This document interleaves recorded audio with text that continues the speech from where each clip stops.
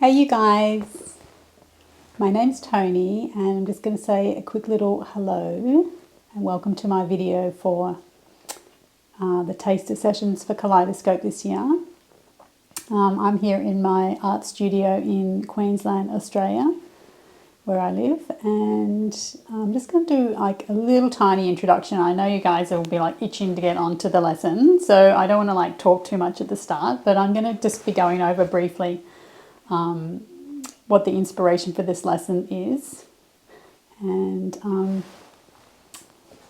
the inspiration is someone who I've always loved his work, and it's William Morris. I've got heaps of books of his beautiful designs and stuff.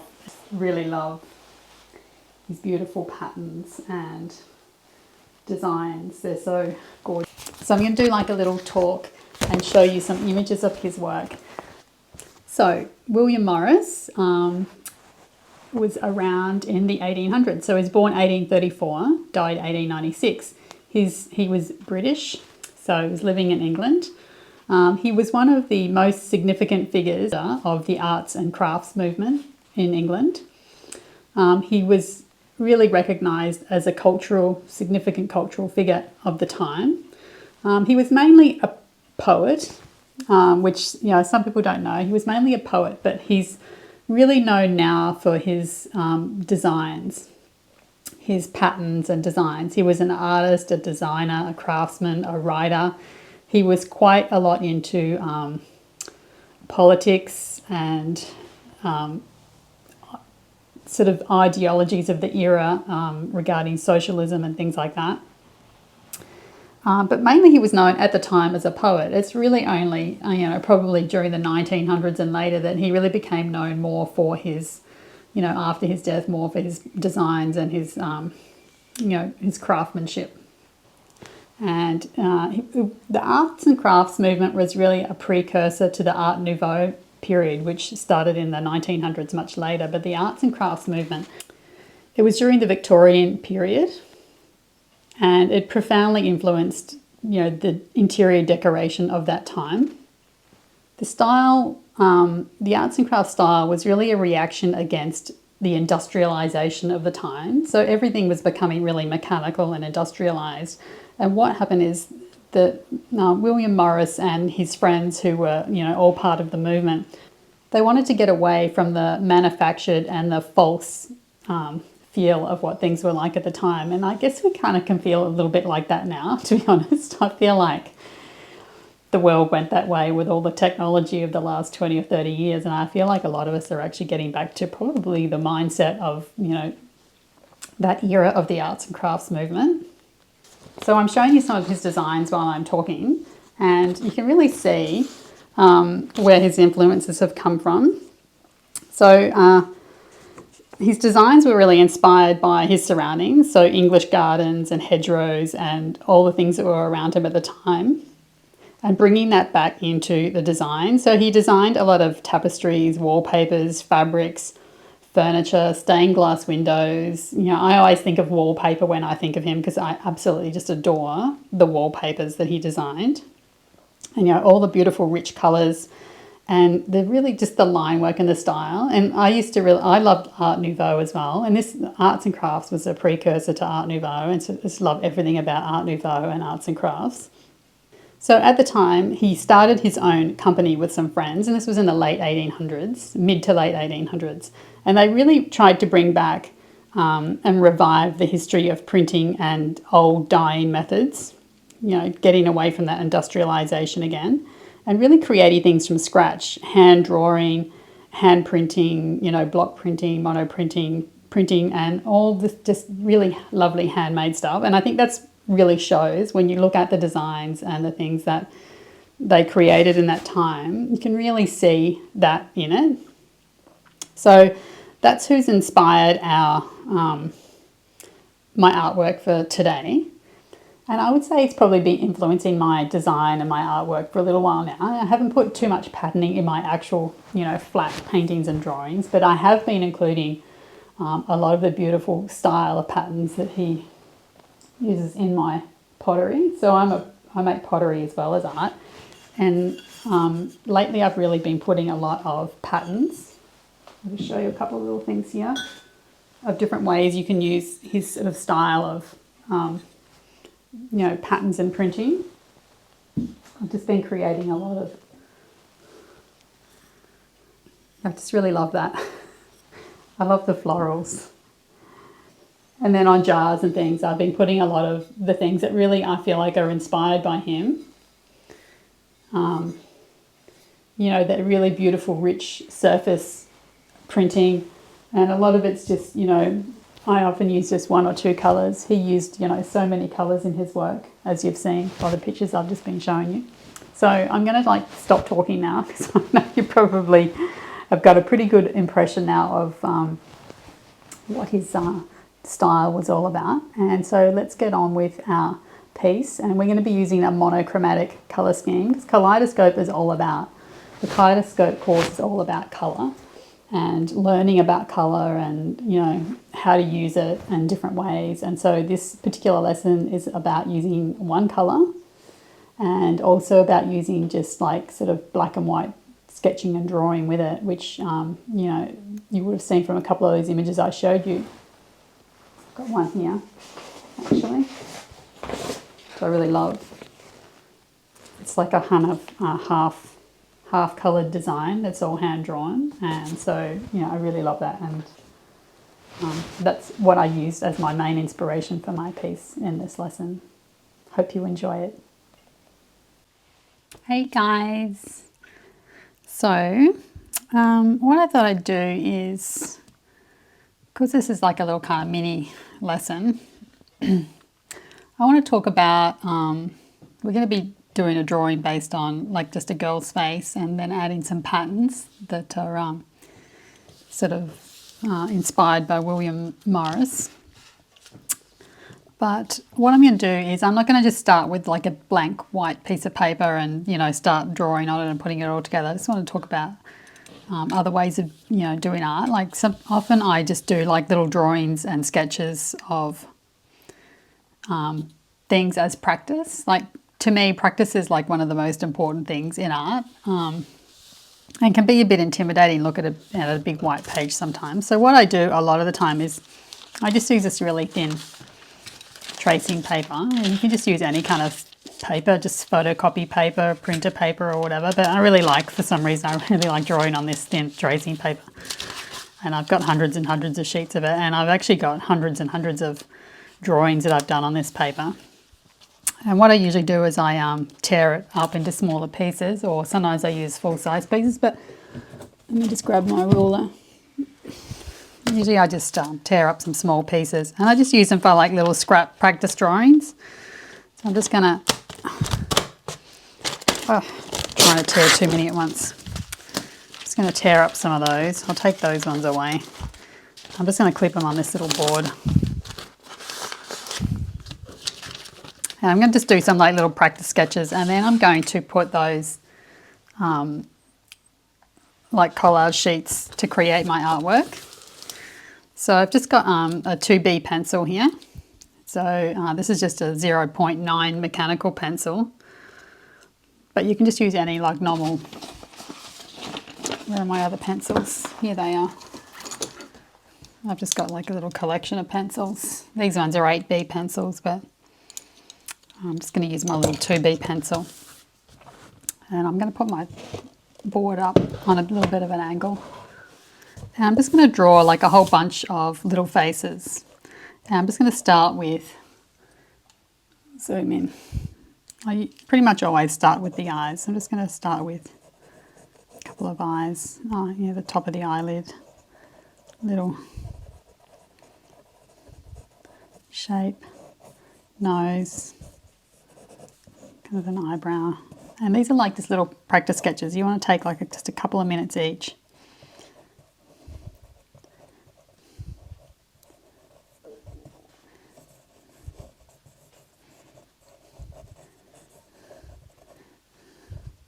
So I'll talk through each one as I'm going. So I've done just a little basic nose shape, indicate the nostrils.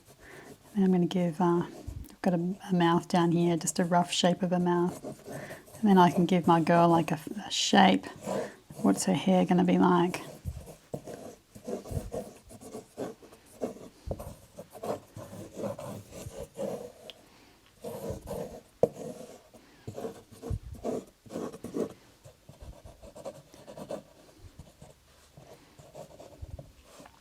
So there's one little face. So now I just toss that one aside. I'm going to start with another one, and I might do like a different shape to the eyes.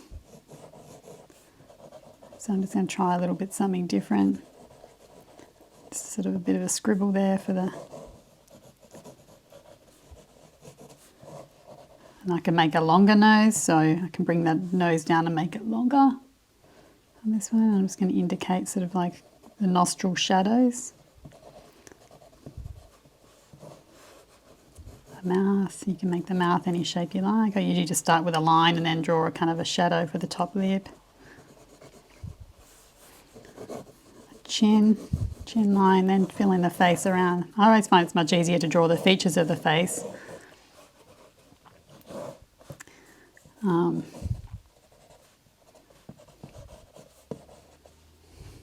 First, and then draw the shape of the face around it.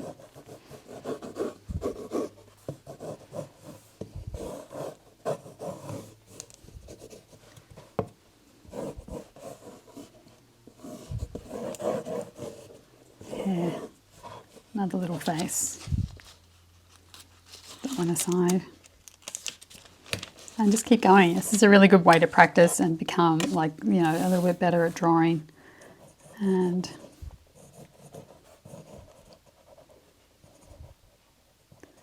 change this one, make these go in the other way. Hold your pencil nice and loose.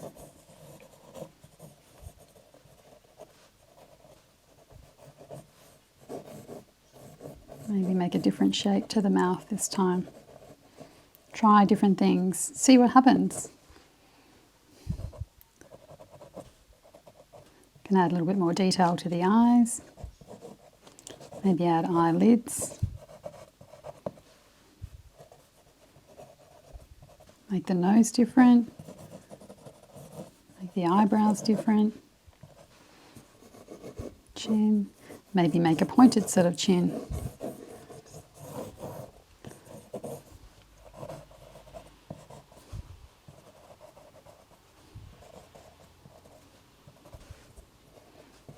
A very sad looking mouth. They'll all have their own like little personalities. That's the thing I like about doing these kind of like little sketches. And the face can be like uneven. Both sides of the face don't have to be the same shape.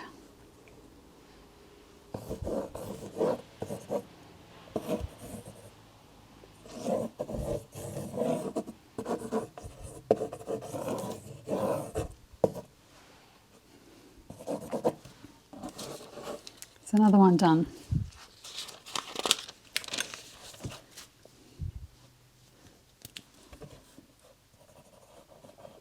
Maybe a different shape to the top of the eyes on this one.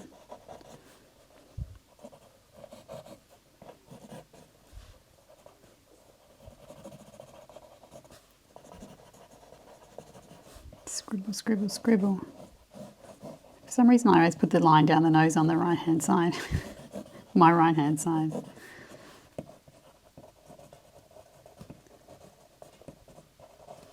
Nostrils.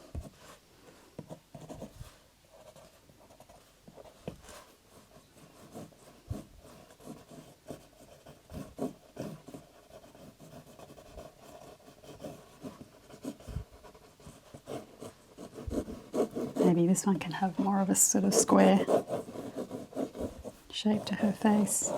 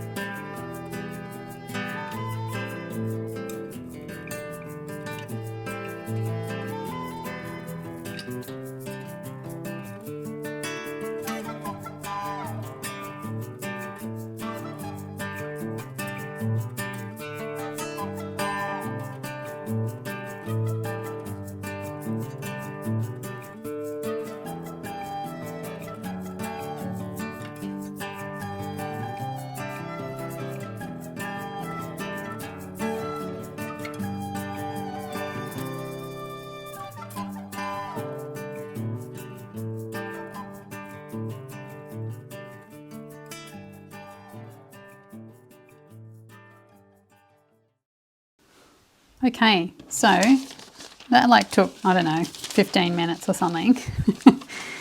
20 maybe. So I can go back to I've got like a pile of faces now, and like each one of them looks different. So kind of got them all mushed together here. And some of them have got more detail than others. So I could go back to some and think, oh, I kind of like that one, and add,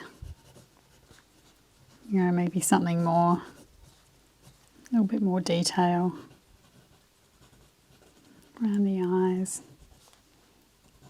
I always leave lots of like half drawn lines. I like half finished stuff. I'm not like a neat artist by any stretch of the imagination. I like things that look like a work in progress. My finished art looks like a work in progress. So I can go and like, put a little bit more detail on some. And I can go through and go, there's always some that I like more than others. Some of them I didn't put any hair on at all. I kind of like this girl. She's got a real attitude about her. I like this one here. I just put a bit more detail on. I also like this one here. So those are my... This one, she looks a bit nasty, so I'm going to put her aside for now. So these are the three that I like the most. Just organise my table. So I'm going to collage one of these onto my page, my artwork. I think one of these two. So these two don't have any hair on them yet, which is a good way to draw just the faces if you don't know what you're going to do with them yet. Or you could do some where you're trying out a whole lot of hairstyles. So I'm going to put those two aside for now. And I could even like put a piece of tracing paper over the top of one of those and make another one, which I might do, so that if I mess up my artwork,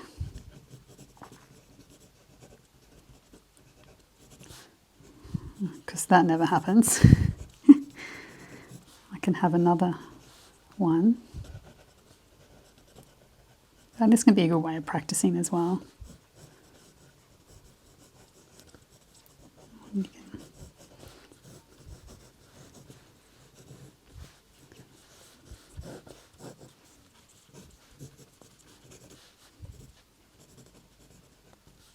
It kind of just gets your brain tracing over something like this, and tracing over your own artwork especially, is a really great way of like kind of training your brain to, and your hand to work together. And it gets you used to like sketching. So if you like kind of a little, drawing is actually, something that you learn by doing it. And if you feel nervous about it or whatever, so she looks a little bit different from her, but slightly the same features. This is a way of training your brain and your hands to get used to and comfortable with sketching. So let me put those little three faces aside for now. And the other thing, this is actually a face I drew the same way. Usually I do it when I'm sitting on the couch at night time watching TV. I'll have my little clipboard with my paper there and I'll just draw. This one's got shading on the face. I haven't shaded those ones that I've just done. This is basically exactly how I did this one. It's on tracing paper as well. But this one has some shading on the face.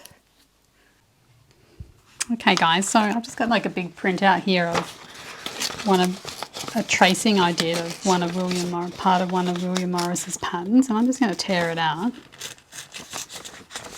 around the edges.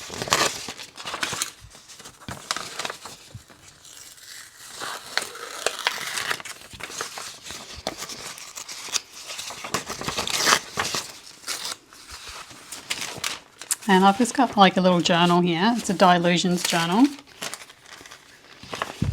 But you can just use a piece of paper or like anything.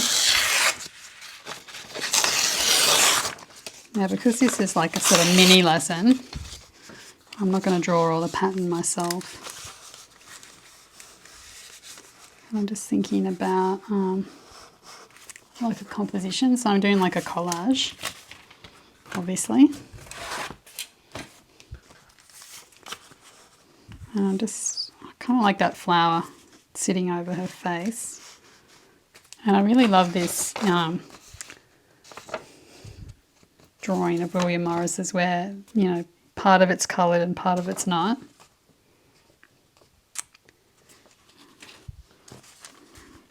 So I'm keeping that in mind while I'm deciding. I'm just going to go around the edge of this face. So just choose one of the faces that you drew.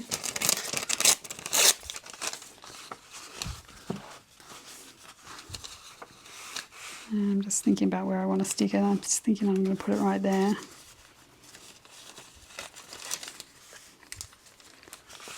Sometimes I tear the face in half, so I could put like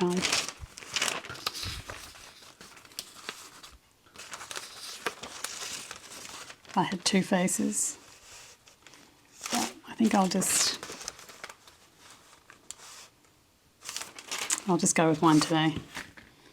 Now I'm going to get some thing to glue it down with. So I've just got some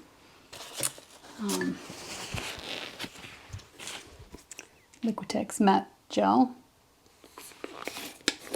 A bit of that. So I'm going to start by just gluing this into my journal. The nice thing about working in a journal is you kind of feel a bit more freedom to just kind of do whatever you feel like. And some more of that over the top. And then I've just got, like, you just use a credit card or something. I've just got a scraper here to smooth it out. And I can like wipe off the excess as well. Now it will all like smudge, but don't worry about that. I never worry about smudges. I'm a scribbler. Now I'm going to just rip this off the bottom.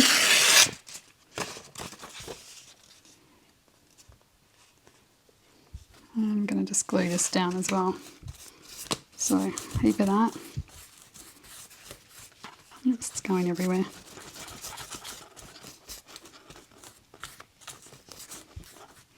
I kind of like that the face gets smudged with the gel.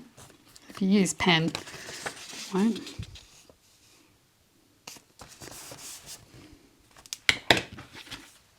Now, let me put some more of that on the top.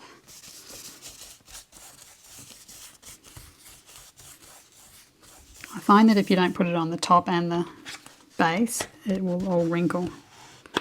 A few wrinkles doesn't matter. Press it right into the seam of the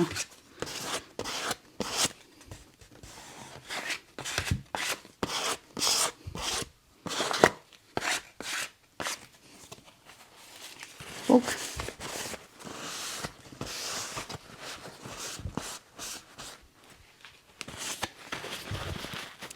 Now this gel is really good because you can draw and paint over the top of it really nicely. This particular brand, it's the only one I use. I've tried all the others, well, some of the others. Okay, now I've got to let this dry. Okay, you guys, so we're going to be using a monochromatic colour scheme for this lesson. And what that means is one colour, any colour, and varying shades and tints of that colour. So I've got carmine watercolour here. I'm just going to put some in my palette.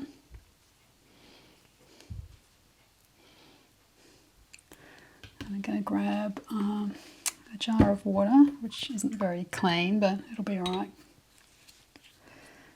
And a good sized brush. So what I'm going to start with is just sort of like a really watered down with lots of water colour, and I'm just going to wash it over my background.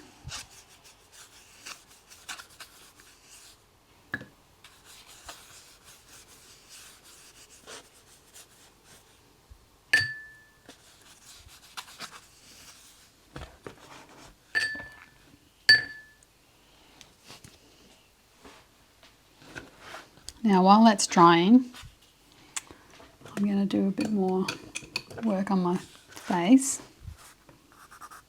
And I'm just going to come in, I've got an 8B pencil, which is like a really dark graphite pencil. I'm just going over the lines that are already on my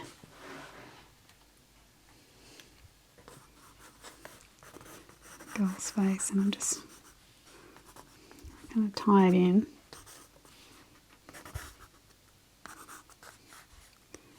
I'm going to give her like a bit of a neckline.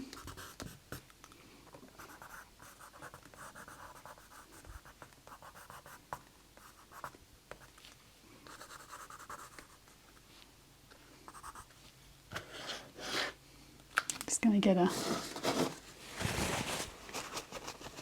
tissue and blot some of that colour off.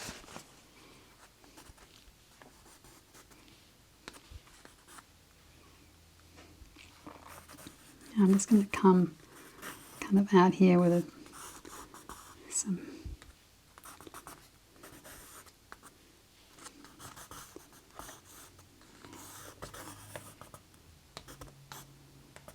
hair.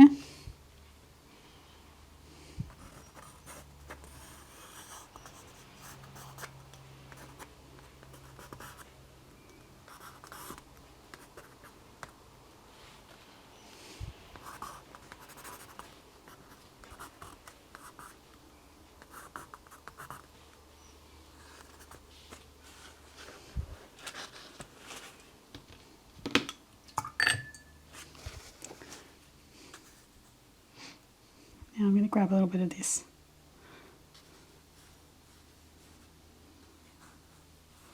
red and go around just background a little bit.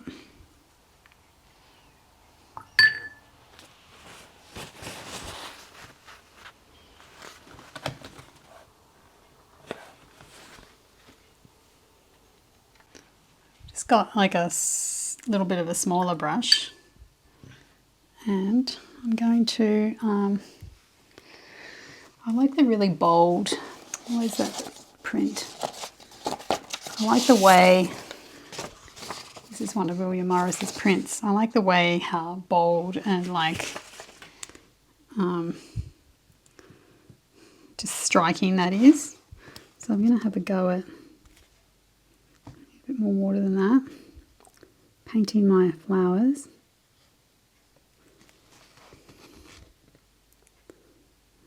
It's kind of a little bit hard with the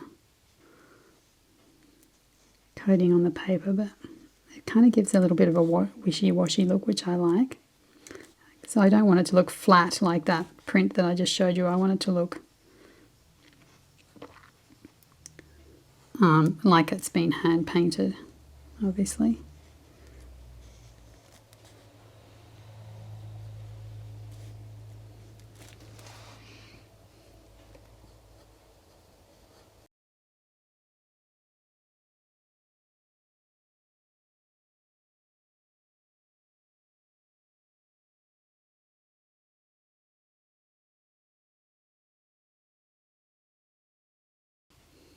Now I'm just going to keep going with this.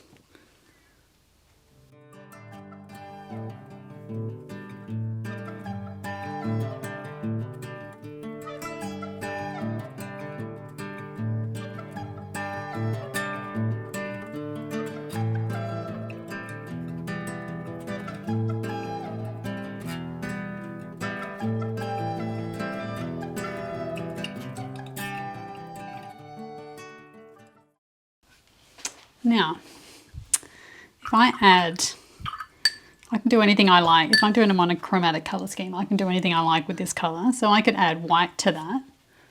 If I could find some white paint, which I had some, here it is. So this is just a bit of white gouache in here. If I grab some white gouache, add it to my red, I get like a really pale pink. So I can use a pink colour as well in my artwork. If you add black to it, you'll get a darker red, like a real burgundy colour. Now what I want to do is I'm going to actually use a Posca pen instead of paint. Hopefully that is working.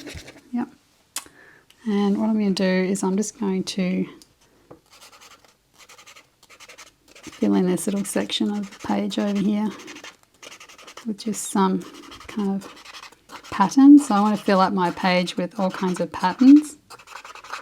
So I'm just putting this sort of shape.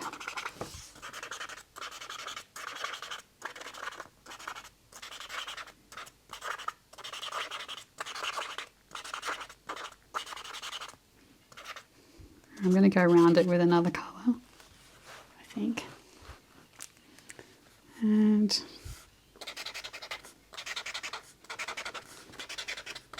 I'll put some down here. I just want to have like everything covered with something.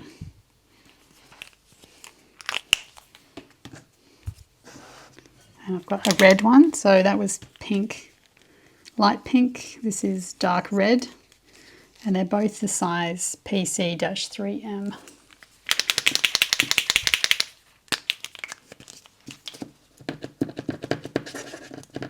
Just going to flip my page around so that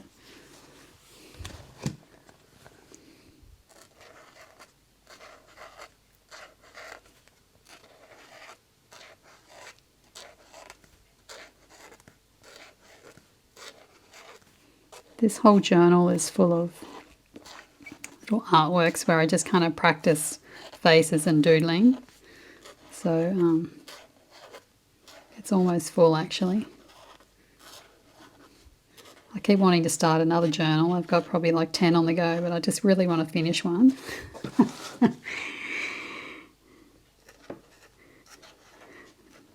So the thing I love about William Morris's work is all the different patterns. You know, he used to design just so many different things.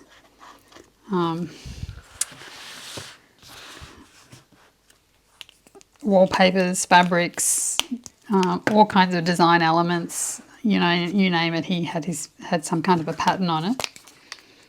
And they were just all like really beautiful, handcrafted designs. Now I might put some dots down in here. So I'm just making it up as I go along. What do I feel like, you know, doing? And then I'm just doing it.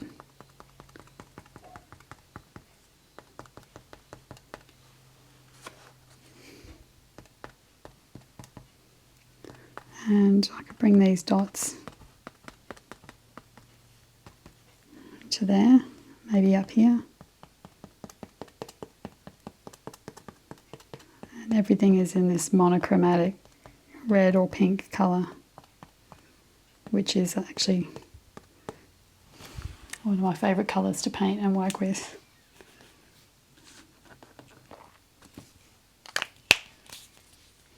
Now while that's drying, I've got an 8B pencil again. And I just want to add a little bit of shading to the face of my girl so that it looks... So this is just... The background of the journal is actually off-white, not white, but it's just some black and white.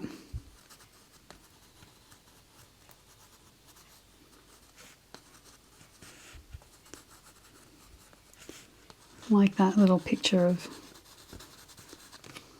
William Morris's drawing. It's like a colourful splash and then that beautiful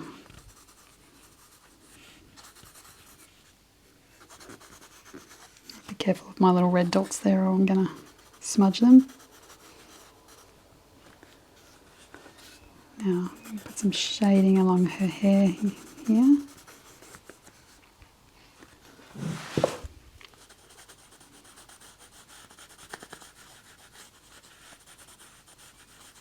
And you can smudge that as well with your finger.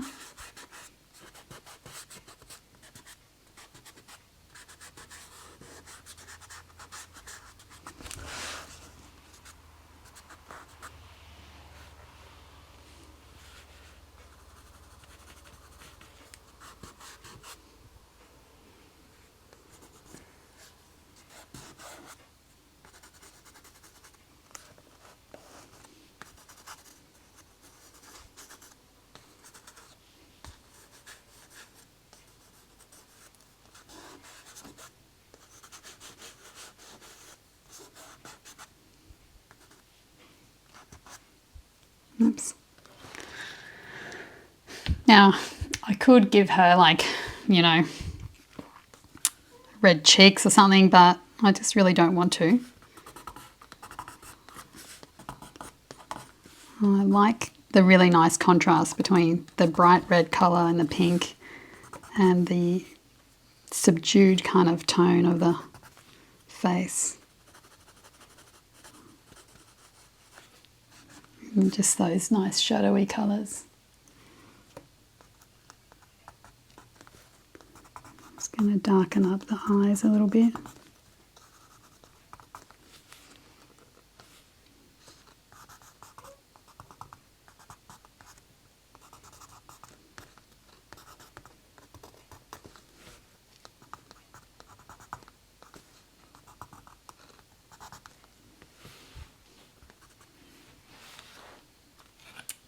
Now, everything's still wet, but I feel like I'm kind of finished this little taster lesson.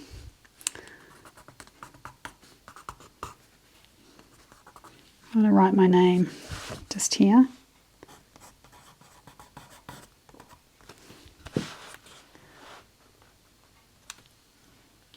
And I feel like I could add some like white little dots or something, but at the same time, I kind of feel like, you know, sometimes less is more.